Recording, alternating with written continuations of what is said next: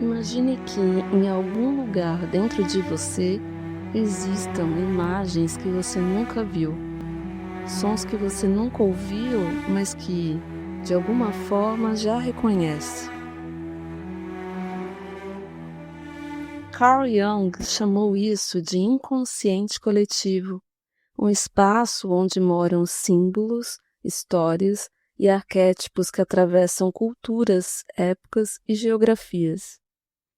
Mesmo sem termos visto um dragão ou uma deusa em carne e osso, reconhecemos essas figuras nos mitos, nos contos e nas imagens.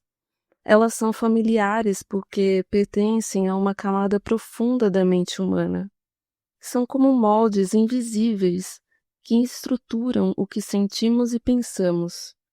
Nesta obra, vemos a escada que liga o terreno ao divino, uma metáfora visual de William Blake, poderosa para a ascensão espiritual e os caminhos da alma que sobem e descem entre os mundos.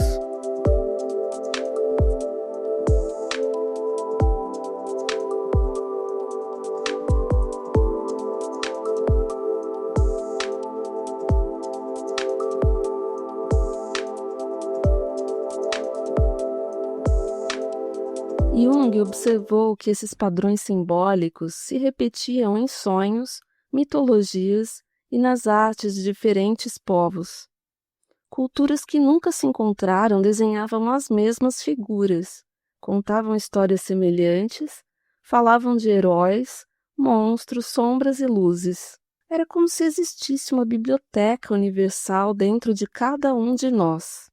Aqui Blake nos apresenta a figura primordial que mede e organiza o cosmos. É como se pudéssemos ver a mente criadora em ação, projetando ordem sobre o caos.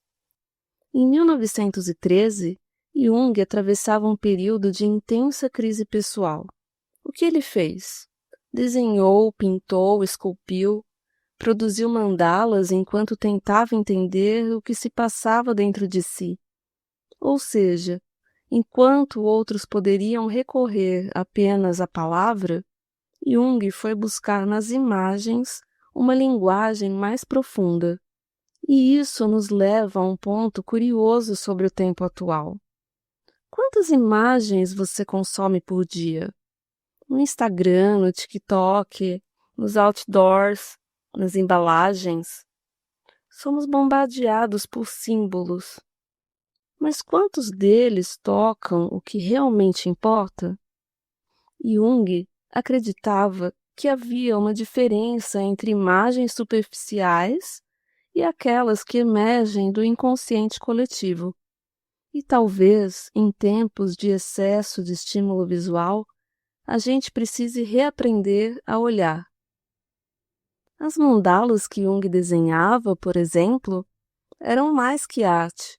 Eram mapas psíquicos, um reflexo do estado interior. O que as imagens que você cria ou consome dizem sobre o seu estado interno? Pense nos filtros que escolhe nas redes sociais, nos temas que se repetem em seus compartilhamentos. São paisagens abertas ou espaços fechados? Pessoas sorrindo ou cenas introspectivas? Porque no fim somos feitos de símbolos, e eles nos falam, mesmo que a gente não os escute conscientemente. Nesta obra, Blake nos apresenta um encontro poderoso entre o feminino arquetípico e a figura do dragão, símbolo de forças primordiais, desejo e conflito interior. Essa imagem instiga tanto pela tensão visual quanto pelo que representa na jornada psicológica, o embate entre a luz e a sombra dentro de nós mesmos. Quando você ouve a palavra herói, o que vem à mente? Talvez alguém com uma capa, espada em punho, enfrentando dragões ou salvando o mundo. Mas o arquétipo do herói é muito mais do que essa imagem clássica. Ele pode ser um professor enfrentando os desafios de uma sala de aula, uma mãe solo criando seus filhos com coragem diária, ou mesmo um artista lidando com as próprias inseguranças para trazer algo novo ao mundo. Jung definiu os arquétipos como estruturas universais que moldam nossa forma de ver e sentir o mundo. Eles surgem em figuras como o trickster nas culturas indígenas norte-americanas ou o arquétipo da Mãe Terra em tradições africanas e asiáticas. O herói, a sombra, o velho sábio, a criança interior. Todos esses arquétipos, eles não têm forma fixa, mas uma essência que atravessa culturas e épocas. E o mais fascinante é como esses arquétipos surgem na arte. Na pintura de um viajante solitário sobre o mar de neblina, como na obra de Caspar David Friedrich, vemos o herói em busca de significado. No teatro, o bufão que ri das próprias tragédias é o bobo da corte, um arquétipo que carrega sabedoria disfarçada de humor. Na música melancólica, ouvimos a sombra, aquela parte nossa que raramente mostramos. Curiosamente, Jung viu o cinema como uma das expressões modernas mais potentes dos arquétipos. Filmes como Star Wars ou O Senhor dos Anéis repetem estruturas milenares. O herói que parte em jornada, o mentor que guia, os desafios e a transformação. Não é por acaso que esses filmes tocam milhões de pessoas em todo o mundo. Eles falam diretamente ao nosso inconsciente. Pense numa obra de arte ou filme que te marcou profundamente. Agora pergunte-se, qual arquétipo estava ali? Talvez o herói, a sombra, o mentor ou até o rebelde? A arte toca porque ela resgata essas imagens internas. Ela nos devolve pedaços de nós mesmos. Mas os arquétipos não são apenas entretenimento. Eles são bússolas que nos ajudam a entender nossos medos, nossas escolhas, nossas emoções mais profundas. E a arte, ao expressá-los, cria uma ponte entre o que sentimos e o que vemos. Ela nos permite olhar para dentro sem medo. Jung viu o artista como um mediador entre o mundo interno e o mundo visível.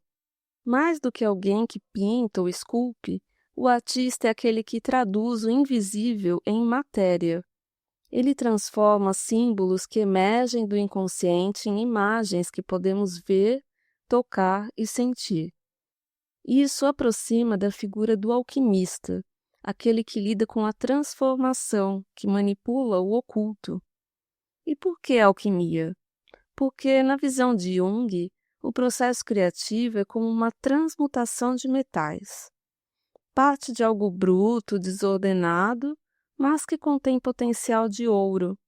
O artista pega suas emoções, sonhos, símbolos internos, muitas vezes caóticos, e os organiza em uma obra que faz sentido. É um processo de lapidação. William Blake é um exemplo fascinante desse artista alquimista. Suas obras transbordam símbolos arquetípicos, escadas que sobem ao infinito, portas que se abrem para outros mundos, figuras angelicais e demoníacas. Ele não apenas ilustrava suas visões, mas as interpretava, permitindo que esses símbolos ganhassem corpo. Assim, criava uma ponte entre o inconsciente e o consciente. Esse processo, para Jung, é essencial para a saúde psíquica. O que não se transforma, adoece. Por isso, a arte não é apenas um luxo ou um passatempo. Ela é uma forma de cura, uma via para integrar aspectos da psique que, de outro modo, permaneceriam ocultos ou reprimidos. Em outras palavras, o artista age como um tradutor da alma. Quando uma escultura, uma pintura ou uma música nos toca profundamente, é porque o artista conseguiu transformar aquilo que era invisível em algo palpável. E nesse processo não cura apenas a si mesmo. Ele cura quem vê, quem ouve e quem sente. Quais imagens aparecem recorrentemente nos seus sonhos? Que símbolos voltam e voltam nas histórias que você consome, nos filmes que te tocam, nas músicas que ficam com você. Esses padrões não são coincidência. Eles são pistas do que se passa no seu inconsciente. Jung acreditava que reconhecer os próprios arquétipos é um passo fundamental para o autoconhecimento. Esses símbolos que retornam são como espelhos, refletem partes de nós que talvez não estejam plenamente conscientes. Podem ser nossos medos, nossos desejos, nossas forças ou fragilidades. Imagine, por exemplo, alguém que sempre sonha com caminhos, estradas, encruzilhadas. Talvez esse símbolo represente o arquétipo do viajante, do herói em busca de sentido, ou talvez sinalize uma fase de escolhas importante na vida desperta. O mesmo acontece na arte. Aquele artista que pinta sempre janelas ou portas talvez esteja lidando, mesmo sem saber, com a transição entre mundos, o consciente e o inconsciente, o conhecido e o desconhecido. Reconhecer os próprios arquétipos ajuda não só a entender quem somos, mas também a criar de forma mais autêntica. Quando o artista reconhece quais símbolos o movem, ele se conecta mais profundamente com a sua obra e, por consequência, com quem a recebe. Isso porque a arte feita a partir de símbolos genuínos toca o outro num lugar também profundo, onde moram os arquétipos comuns a todos nós. Se você tivesse que nomear o arquétipo que mais te acompanha hoje, qual seria? Observe os papéis que você desempenha. Mentor de alguém, cuidador de um projeto, desbravador de novas ideias ou guardião de algo importante para você? O herói que busca superação? O curador que deseja cuidar e transformar? O rebelde que questiona e rompe padrões? Ou talvez o sábio que observa em silêncio? Para quem deseja aprofundar o tema dos arquétipos do inconsciente coletivo e da relação entre arte e psique, aqui estão duas sugestões essenciais. Os links dos livros estão na descrição desse vídeo. O Homem e seus Símbolos, de Carl G. Jung. Este livro foi o último projeto de Jung e o mais acessível para o público leigo.